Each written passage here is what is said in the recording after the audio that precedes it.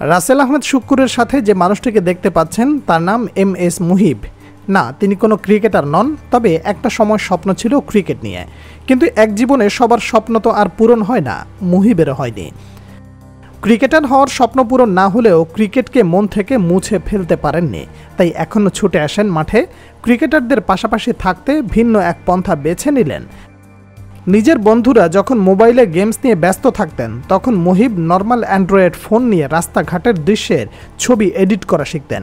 আস্তে আস্তে ভিডিও এডিটে পাকাপোক্ত হয়ে ওঠেন। এরপর থেকে মনে ইচ্ছে তৈরি হয় শুক্কুর, নাজমুল সহ দেশের বড় বড় টেনিস তারকাদের এডিটর হিসেবে কাজ করার।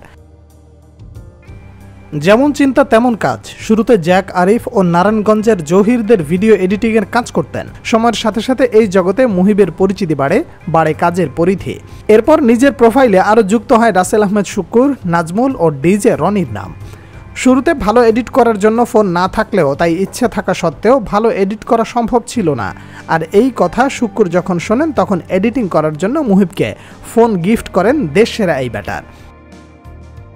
এরপর থেকে দেশের বেশিরভাগ তারকা প্লেয়ারদের পছন্দের একজন মানুষ হয়ে ওঠেন এডিটের কারুকার্য দিয়ে।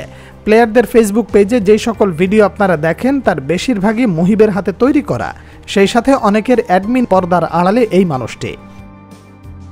পরিশেষে একটা কথা বলতে হয়, অনেকেই আছে ফ্রিতে কাজ করে নিতে চান। তাদের উদ্দেশ্য বলা, এডিটের পেছনে শ্রম দিতে হয়, তাই শ্রমের মূল্য দিতে শিখুন। ফ্রিতে তো আর সবসময় সব কিছু হয় না।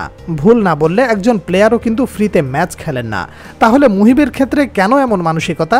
তাই বলতে হয়, ফ্রিতে সব কিছু হয় না, আর চাওয়াও উচিত না।